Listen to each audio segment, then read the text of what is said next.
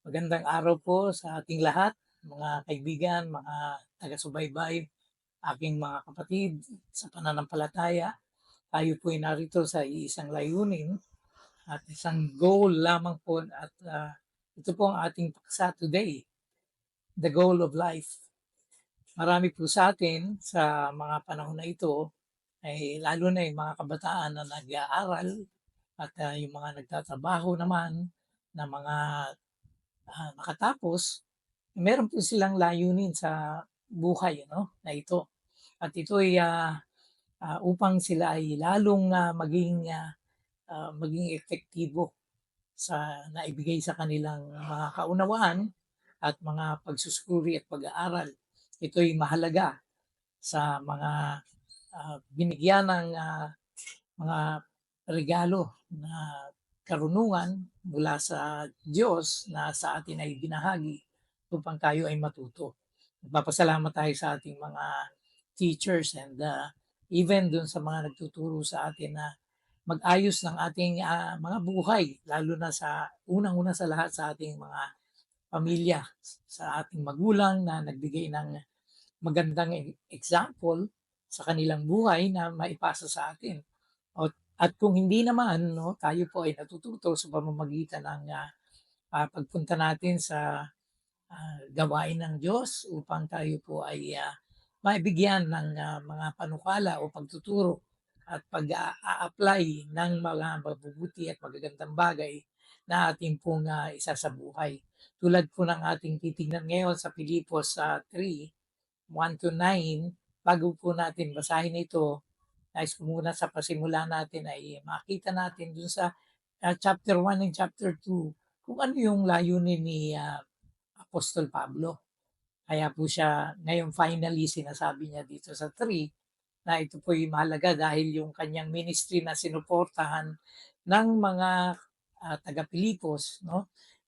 Habang siya ay nakakulong at siya ay nagsusulat sa kanila na yun nga po nakasama natin sa buhay na ito ang ating Panginoon.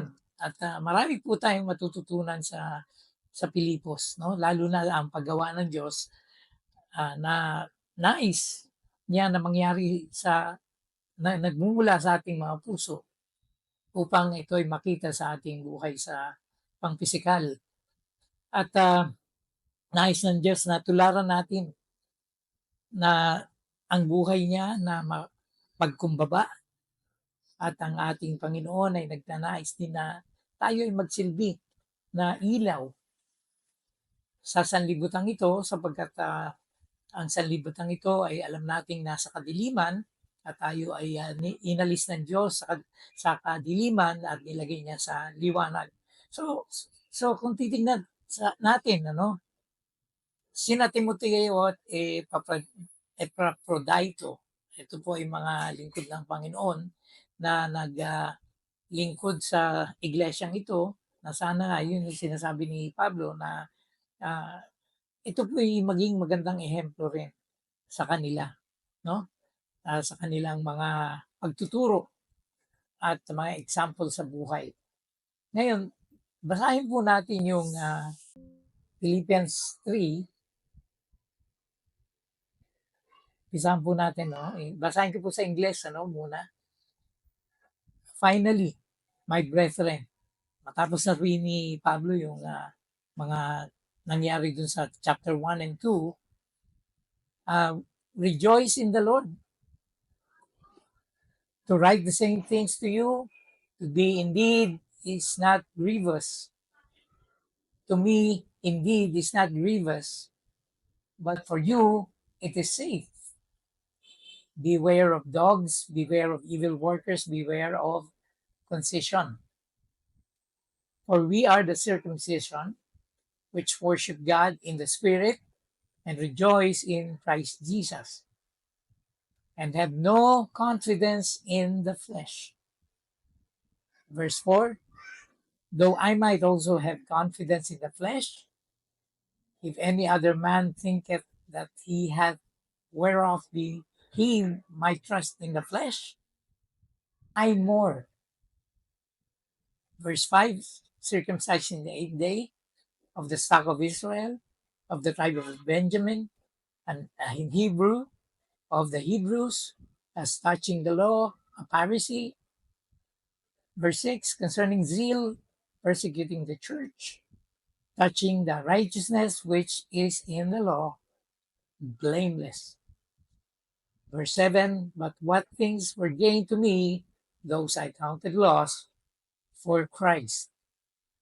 Verse 8, yea, doubtless, and I count all things but loss for the excellency of the knowledge of Christ Jesus, my Lord, for whom I have suffered the loss of all things, and do count them but dung, that I may win Christ, and be found in him. Verse 9, not having mine own righteousness, which is of the law, but that which is through faith of Christ, the righteousness which is of God by faith. Okay, so tingnan po natin sa ating Tagalog, ano? Nice kong basahin din sa Tagalog. Sa wakas, verse 1, mga kapatid, magala kayo sa Panginoon. Hindi kabalahan para sa akin na ulitin ang naisulat ko na. Dahil ito naman ay para malayo kayo sa kapahamakan. Mag-ingat kayo sa mga taong asal-aso, sa mga taong mahilig sa paggawa ng masama. Sila'y mga taong naghihiwa ng kanilang katawan. Tayo ang tumanggap ng tunay na pagtutuli. Tayong mga sumasamba sa Diyos sa pamamagitan ng Kanyang Espiritu. Ang pinagmamalaki natin ay ang ating buhay kay Kristo Jesus. Hindi tayo umaasa sa mga panlabas na seremonya. Ang totoo, verse 4, ako'y may sapat na dahilan upang panghawakan ng mga panlabas na seremonya. Kung naiisip nino man na siya'y may katuwirang masa sa ganitong gawain, lalo na ako. Ako'y tinuli ng 8 araw mula nang ako'y isilang. Ako'y isang tunay na Israelita, buhat sa angkan ni Benjamin, at tutubong Hebreyo. Kung pagsunod naman sa kautusan ang pag-uusapan, ako'y isang Pariseo. Verse 6, dahil sa masugid kong pagsunod sa kautusan, inusig ko ang iglesia. Kaya kung ang pagiging matuwid ayon sa kautusan, wala ring may susumbat sa akin.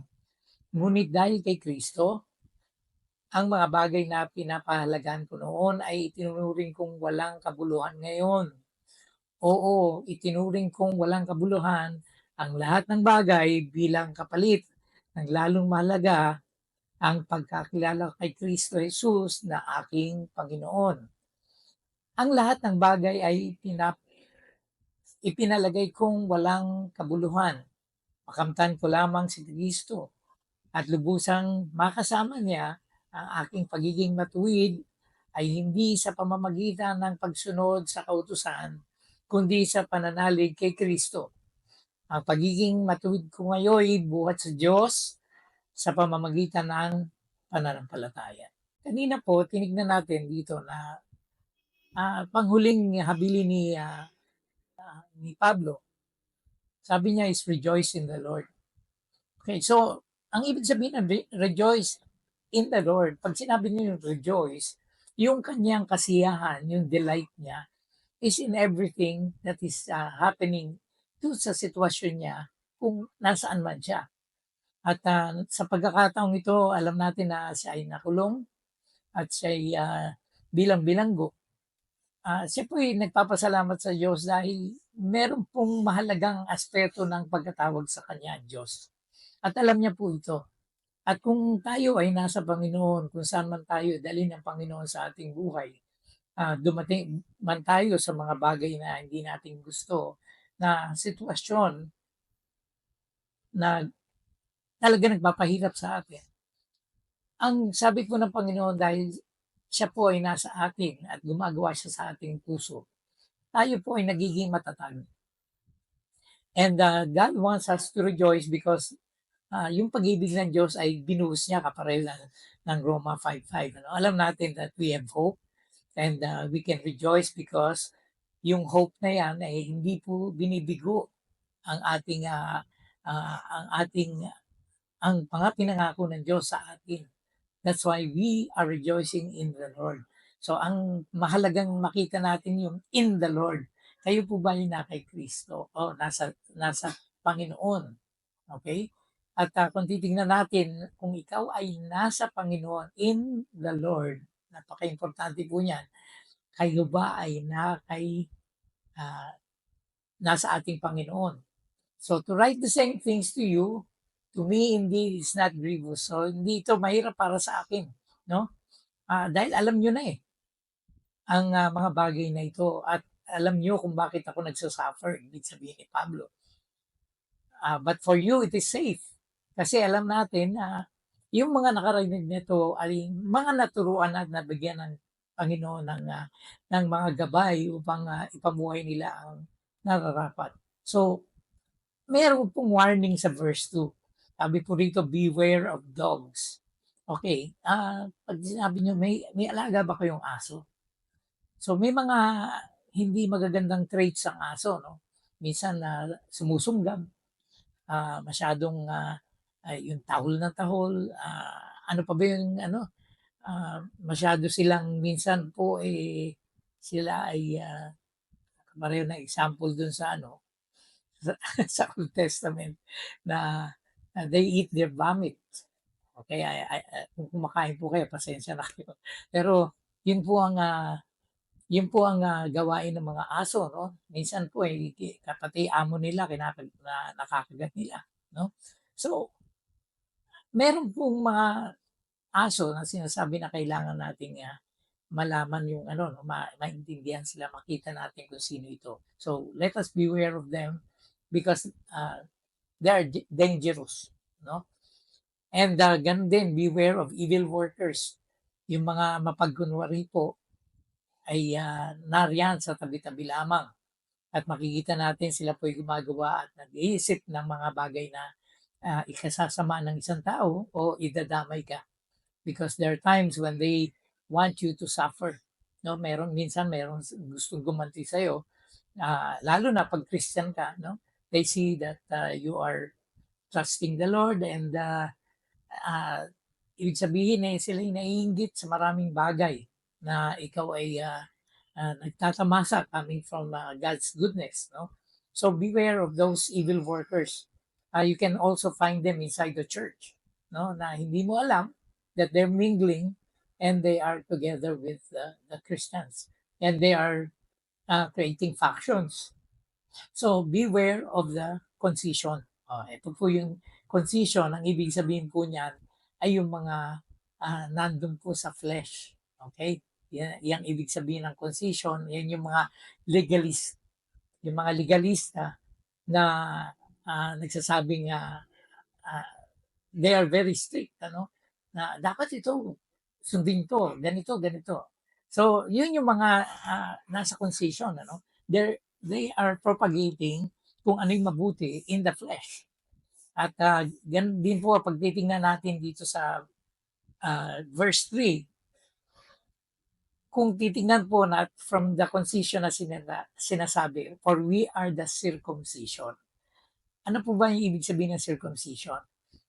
Yung totoo pong circumcision ay yung circumcision na tinanggal na po yung flesh. Hindi po ito physical na flesh but nanggagaling dun sa spiritual na ginawa ng Diyos sa isang tao na siya'y pinalaya, siya'y pinatawad, siya'y binigyan ng Panginoon ng kalayaan na gawin ang nais ng Diyos. Ito po yung mga hindi na po namumuhay in the flesh. Ibig sabihin po, sila po'y namatay na, ilibing na po lahat ng kanilang mga gawain na hindi maganda at patuloy po nilang sa proseso po ng sanctification, sila po ay nagpapatuloy na mamatay sa araw-araw sa kanilang mga nais sa buhay, sa mga nais na sumira sa kanilang buhay sa pamamagitan ng mga issues na hiniling at ninanais ng mundong ito at ng mga kasama mo minsan sa kung saan man, sa trabaho man o sa pakikipagkaibigan mo sa iba. Now, we are the circumcision. So tayo po yung pinili ng Diyos na binigyan niya po, sabi rito, which worship God in the Spirit. So, alam po natin dito, no, kapareho na sinabi sa John 4, 23 and 24. If you look at it, ang Diyos ay naghahanap ng true worshipers. And the only worshipers that are true na sinasabi dito that we are the circumcision ay yung pong pinamumuhay yung Espiritu. And they are the very people that God is looking for because siya mismo naglagay ng Espiritu niya sa kanila upang maka-worship sila. And the only time na ang worshiper makakapag-worship talaga sa Diyos ay kung siya ay nilagyan na ng Espiritu ng Diyos upang siya ay manambahan sa tunay na Diyos. And makikita natin dito sa susunod, rejoice in Christ Jesus. So ito ngayon yung sinasabing, these people are rejoicing, sila po ay nagdi-delight, masaya po sila because they are in Christ Jesus. Nasa poder po sila at nasa loob po ng kawan sila ng Diyos na sinasabi, rejoice in Christ Jesus. So kung tayo po na kay Kristo, kung saan man tayo naman naroroon, ay alam natin na we have the confidence in the Lord but not in the flesh. Okay? So yung verse 4 po, though I might also have confidence in the flesh. So ang sinasabi ni Pablo po rito, meron din po siyang pwedeng ipagmalaki kung ah, sa gawaing panglaman lang o kung titignan mo sa panglaman kung sino ako, no? If any other man thinketh that he hath whereof he might trust in the flesh, I more. Oh, so sinasabi niya kung ikaw meron kang kaisipan that you might trust in the flesh, ako din meron. Mas marami ako. Sabi ni Pablo, na circumcised siya the 8th day, tayo po ay mga hentil, ano ho? At ang sinasabi ni Pablo rito, siya po ay galing sa lipi ni Abraham, no? Circumcised na 8th day of the stock of Israel, of the tribe of Benjamin. Siya po ay Hebreo of the Hebrews. As touching the law, siya po ay isang pariseo. So kung titingnan natin, siya po ay merong bahagi na mataas sa ordinaryo ng mga Hebreo o mga Israelita.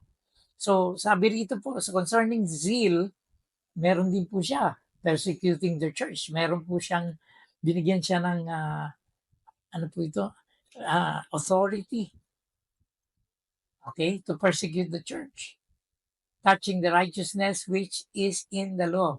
So alam po natin that they are law-abiding, sabihin natin, mga tagasunod ni Moises. And according to the law, sa kanyang pananaw, he is blameless. And makikita niyo po na yung mga gawain nila, ang alam nila is authority that God gave them according to the law. Now, in verse 7, ang sinasabi po niya rito, nag-iba siya ng tono. No? Ang sabi niya, itong mga gain o yung mga bagay na pwede ko ipagmalaki, to me, those I counted loss for Christ. Mahirap pong minsan, no, kung titignan po natin kung tayo po ay maraming alam at tayo po ay matalino. Meron mga bagay na ating pong pinagpapahalagaan sa ating sarili dahil ito po yung nakamtan natin by our efforts na talaga namang napakasipag natin. Sabi po ni Pablo, yung mga bagay na inaakala kong makakatulong and it's gain to me, para sa akin, no? Sa kanya, personal niya, those I counted loss for Christ. So ano po ibig sabihin nito? Ang ibig sabihin po nito, kung titingnan natin yung laman o yung ating physical, dun sa ating spiritual na binigay ng Panginoon. Dahil siya po ay tinawag ng Diyos. Lahat po ng mga bagay na inaakala niya noong araw, nung dating nagsisilbi siya, na akala niya tama yung pagsisilbi niya sa Diyos, ay tinawag siya upang makita niya ang kanyang kakulangan. Hindi niya po binigyan na ng kahulugan ito, and he counted it as loss for Christ. Okay? So ito'y wala pong halaga para sa Panginoon. Ngayon po, mga gawain dito sa mundo for many people and approval of men, if you're looking for it, no?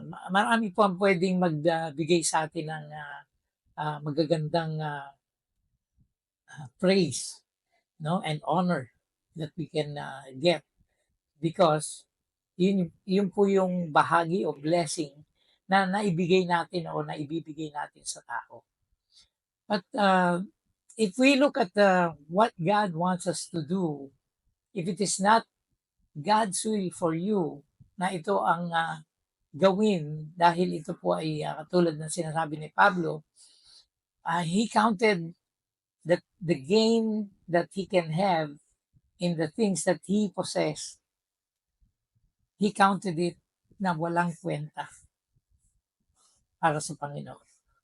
Why? Because it's not for eternity, and it is not for the things that God wanted him to do. Kasi meron po siyang calling. Now, if you have a calling, that is very important. Okay, kaya nga sabi niya dito sa 8, yea, doubtless, I count all things but loss for the excellency of the knowledge of Christ Jesus my Lord. So yung mahalaga sa kanya ngayon ay yung malaman niya yung kaisipan ni Jesus, the knowledge of Christ Jesus my Lord.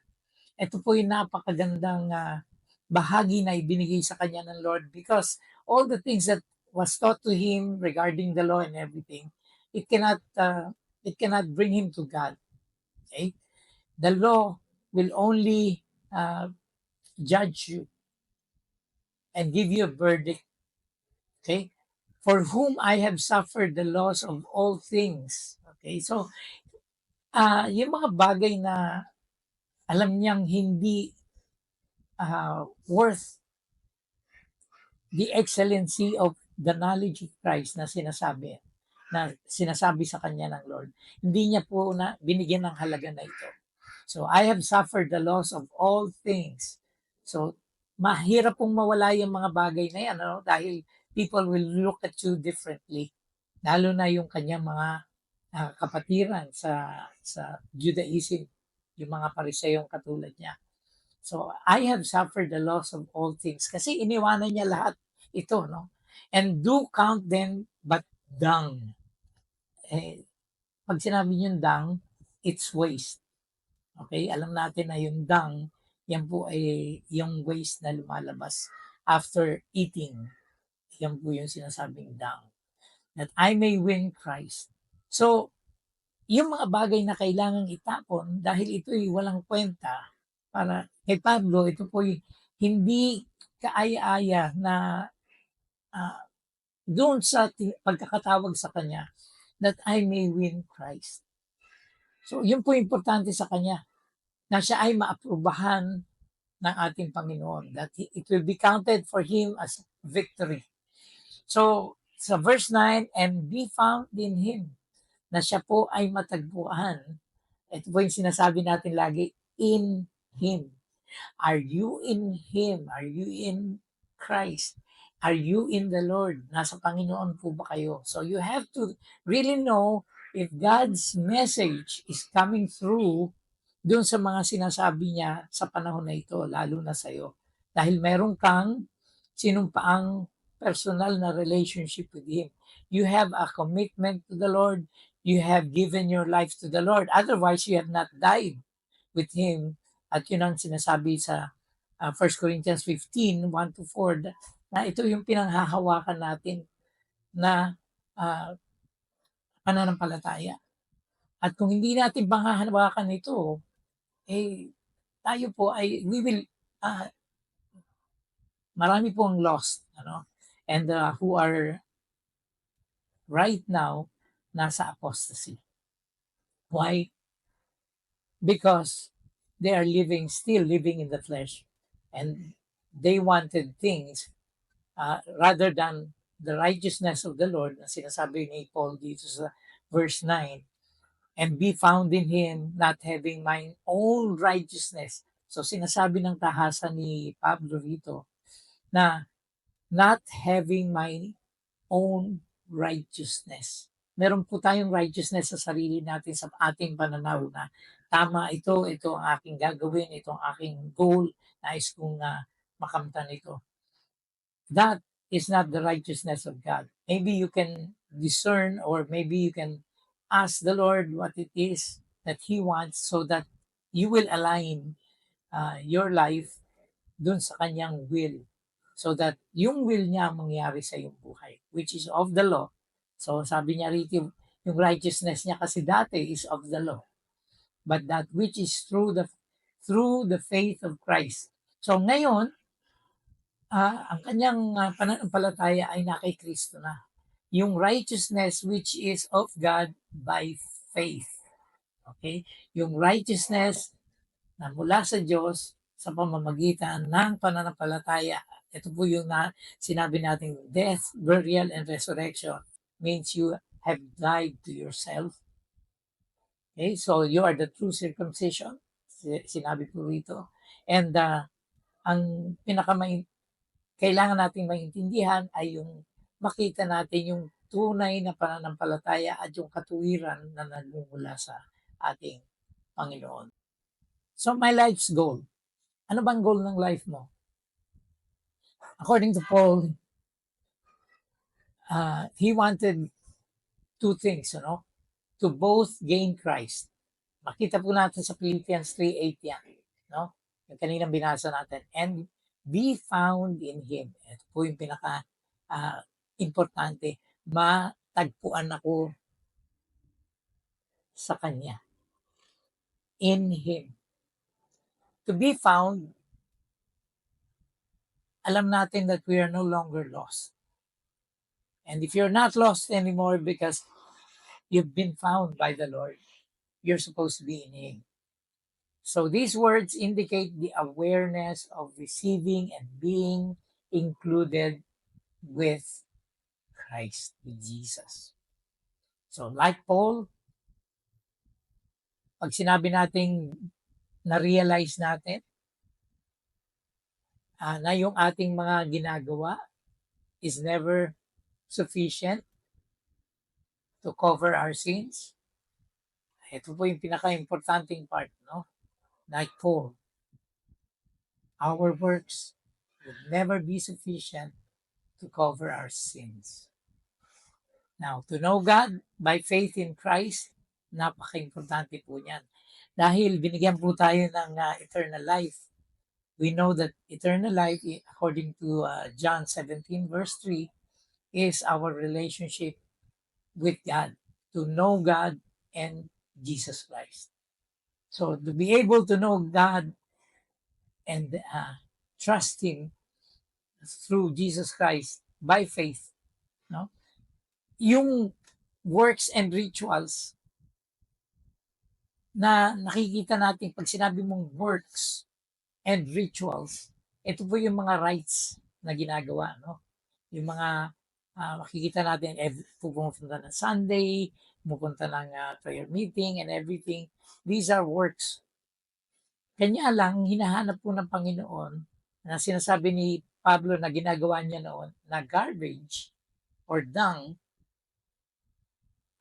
hindi po ito makakasave. Okay? Or it will not give us merit. Ayun po ang sinasabi. So if salvation is being the subject, okay, yun ang pinag-uusapan natin. Kung halimbawa salvation po, yung works po and rituals cannot gain God's favor. And they can actually obstruct our walk with Christ kung Christian ka na. Okay? So, hindi po tayo nandun sa works and rituals, but with all our hearts, the reason why we're there, the reason why we're giving our hearts dun sa binigay ng Lord na maybe activities or things that we need to grow sa ating spiritual life, well, masasave tayo nito. Paano tayo masasave?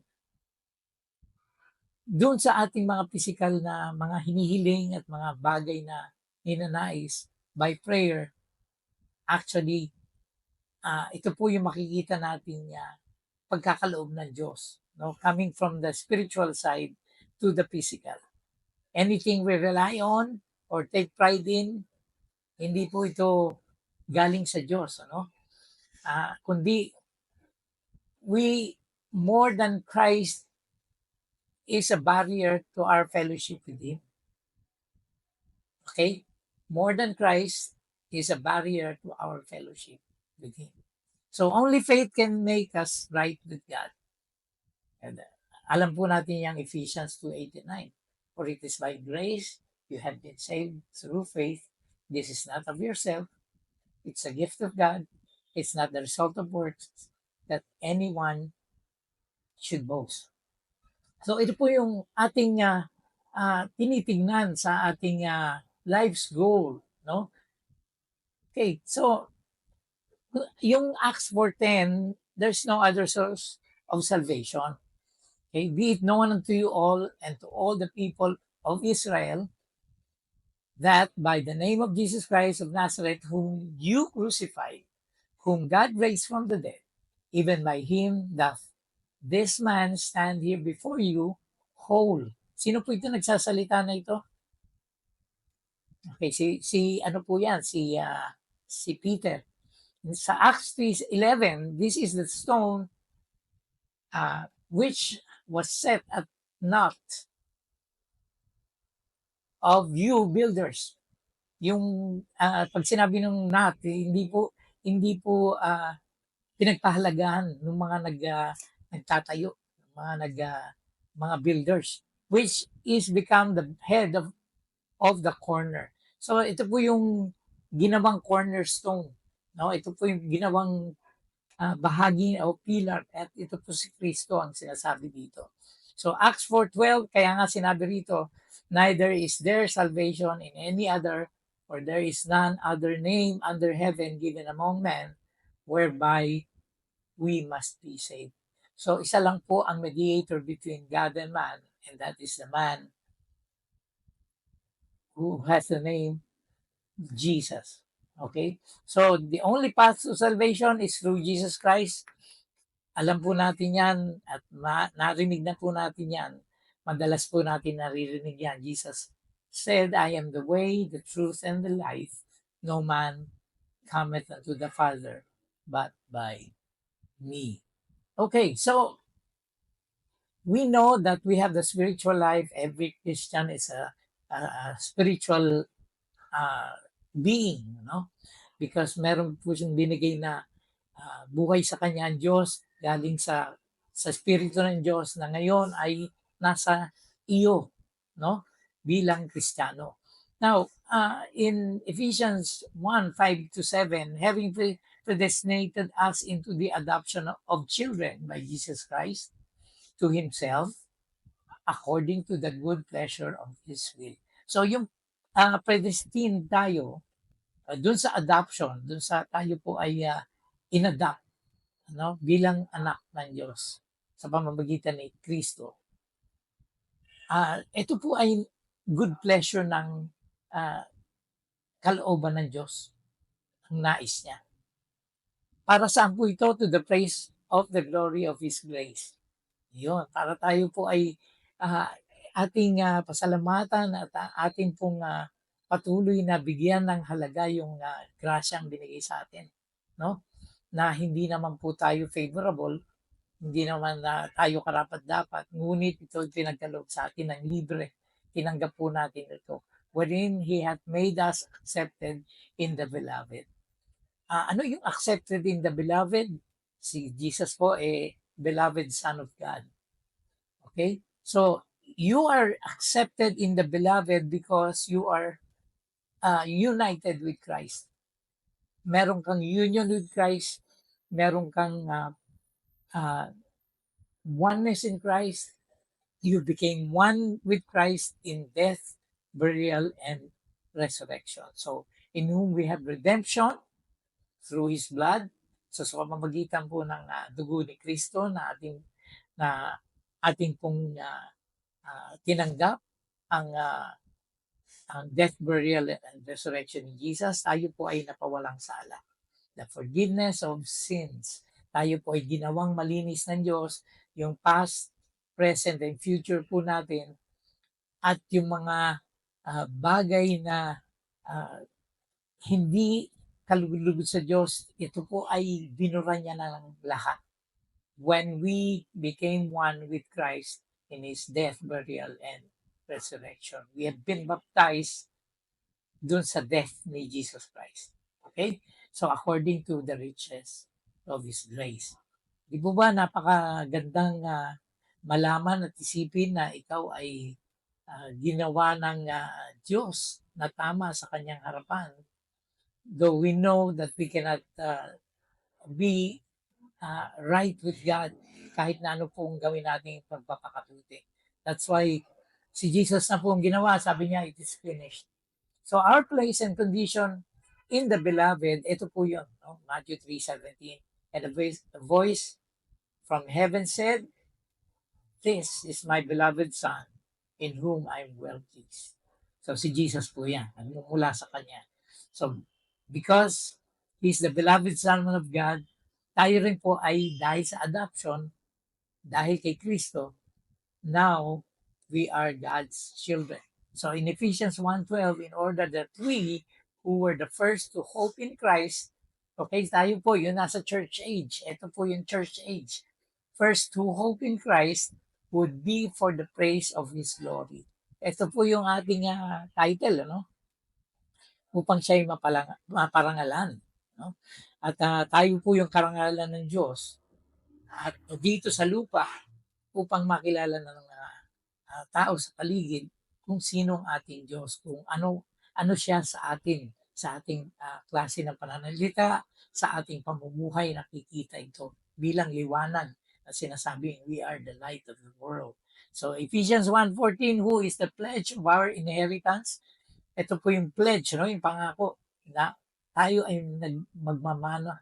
Ito po yung mamanahin natin until the redemption of those who are God's possession.